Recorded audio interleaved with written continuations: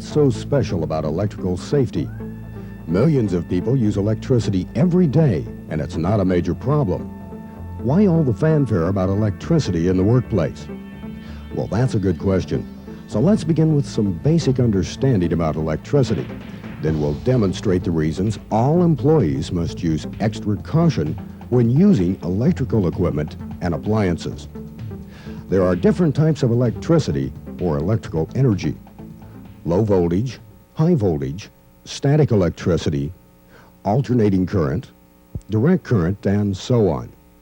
Static electricity is quite common because from time to time we experience a shock from a walk across a carpet, then touch a light switch or doorknob. Static electricity originates when two different materials are brought together, such as the soles of the shoes and the carpet. Then they're separated. When the two materials are forced apart, two different kinds of electricity are produced, one type on the carpet, the other on the shoe soles. They attract each other, trying to pull the shoe back to the carpet, attempting to recombine.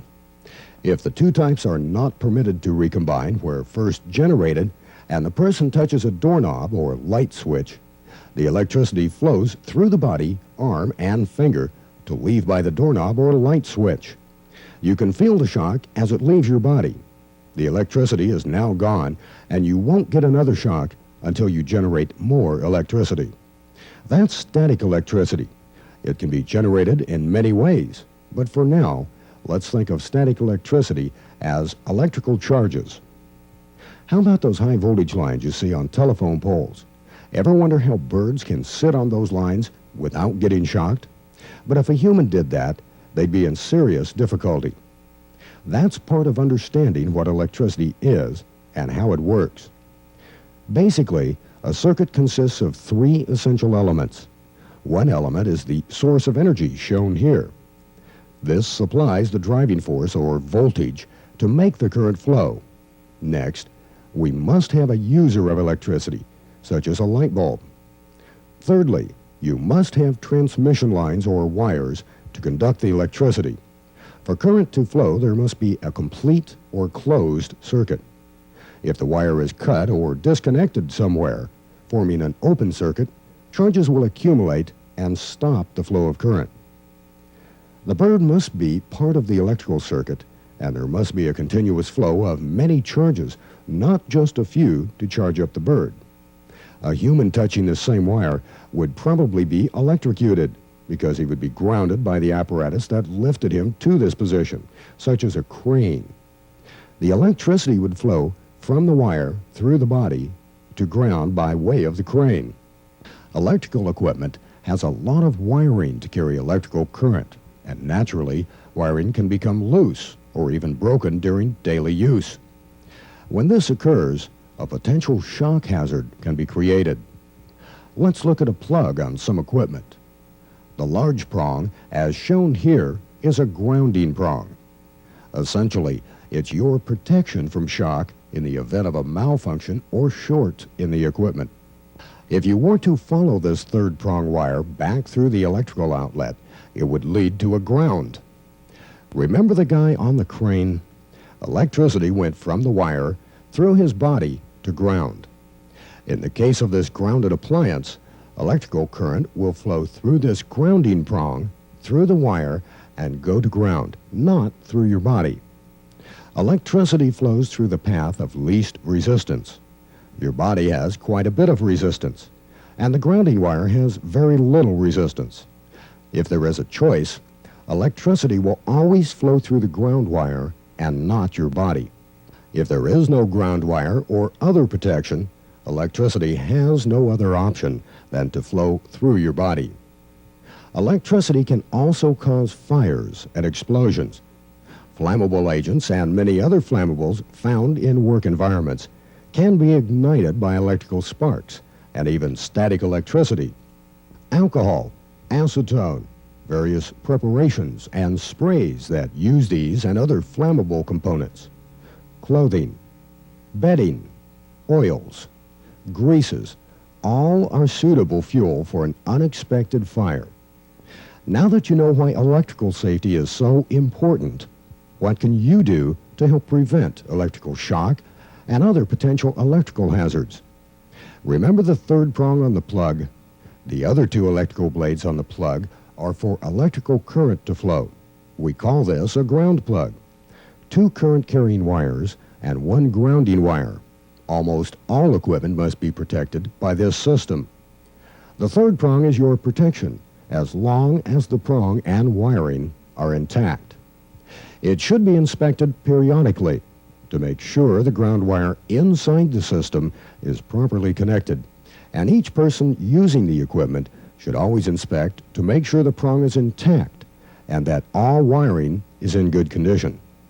Wiring or cables that are cracked, frayed, cut, or damaged must be replaced.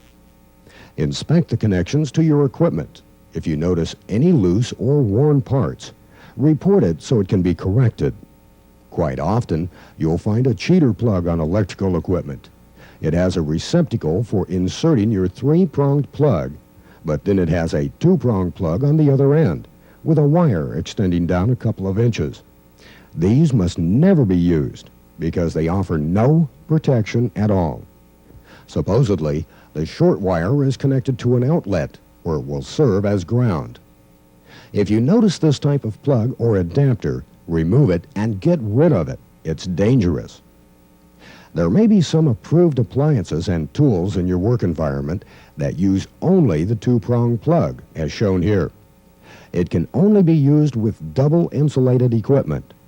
The protection is provided by double insulation inside the equipment and not through a grounding wire and grounding prong. The equipment must state double insulated on the manufacturer's data plate. If it doesn't state double insulated, then the 3rd prong and grounding wire plugs must be used. Follow your organization's policies and procedures regarding this type of equipment, as each situation is different.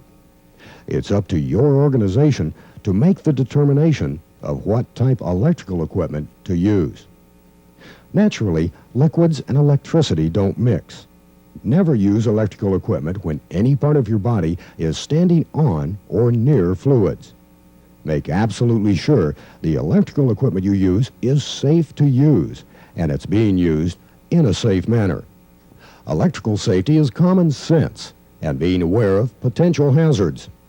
Generally, the best advice is never place electrical cords where they can be tripped over or receive excessive wear. Damage can occur inside the cords with rough treatment. Keep cords away from heat and water or other liquids. Remove electrical plugs from the wall receptacles by pulling on the plug, not the cord.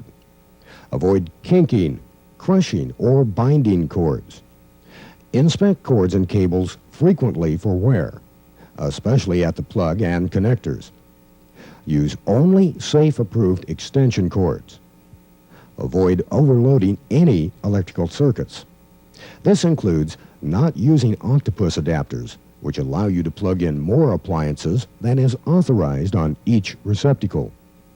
Extension cords must be of the same thickness and rating as that of the equipment cord. Any questions regarding the serviceability or safety of the equipment should be referred to management. Don't use any defective electrical equipment if it becomes excessively warm or hot. Have it checked out. Immediately unplug any equipment if it begins to smoke or does not seem to work properly. If electrical equipment gives you a shock, no matter if it's just a slight tingle or mild shock, unplug it and don't use it until it's been repaired or replaced. Have we left any important information out of this program? Probably 1,000 other things, but the program has been designed to make you more aware of electrical safety so you can continue your education and knowledge by knowing and understanding your organization's policies and procedures. Being more aware about safety and the safety of all employees. It's a worthwhile endeavor, and it does save lives. Thank you.